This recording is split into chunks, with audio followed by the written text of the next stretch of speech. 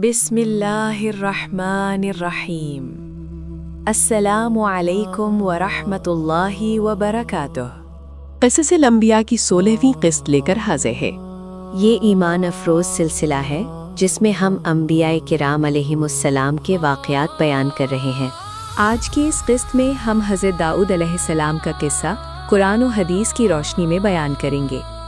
ये वो अजीम नबी हैं जिनको हज़रत शमूईल अलैहिस्सलाम की वफ़ात के बाद बनी इसराइल की रहनुमाई के लिए मबूस किया गया। अल्लाह पाक हमें सुनने और इस पर अमल करने की तौफीक अता फरमाए, आमीन। हज़रत दाऊद अलैहिस्सलाम का किस्सा। नसब और नौजवानी। आपका नसब हज़रत यूद बिन याकूब अलैहिस्सलाम से मिलता है। आप तालूत के लश्कर में एक सिपाही के तौर पर शामिल हुए थे।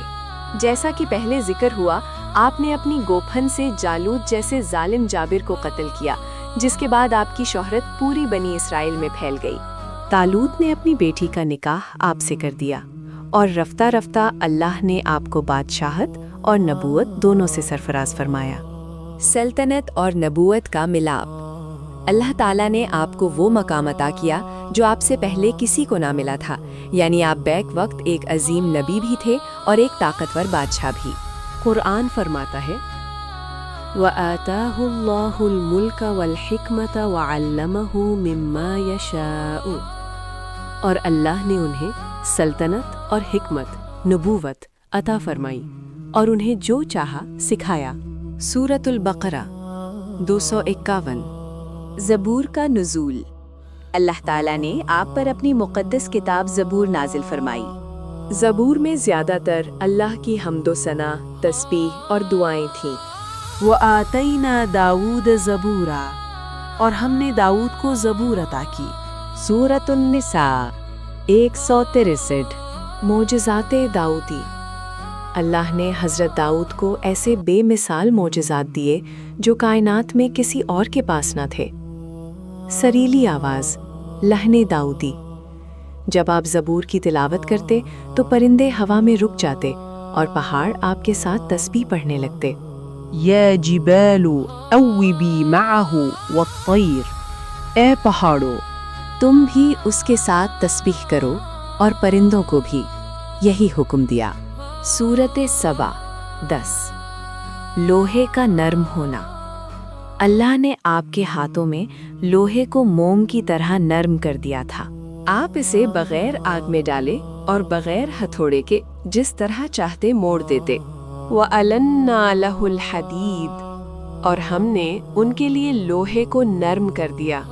सूरे सबा 10। ज़रा साजी और रिज़्क़ हलाल। इतने बड़े बादशाह होने के बावजूद आप अपनी मेहनत से कमाकर खाते थे। आप लोहे से ऐसी जंजीरों वाली ज़रहें, आमर्स बनाते थे जो वज़न में हल्की और दुश्मन के वार के खिलाफ बहुत मजबूत होती थीं। अल्लाह ने आपको ज़रा बनाने का फ़न सिखाया था। वअल्लमनाहु सनअत लिबूसिन लकुम लितुहसिनकुम मिन बअसिकुम, और हमने उन्हें तुम्हारे फ़ायदे के लिए लिबास ज़रा बनाने की सनत सिखाई ताकि वो तुम्हें लड़ाई के ज़ख्मों से बचाए।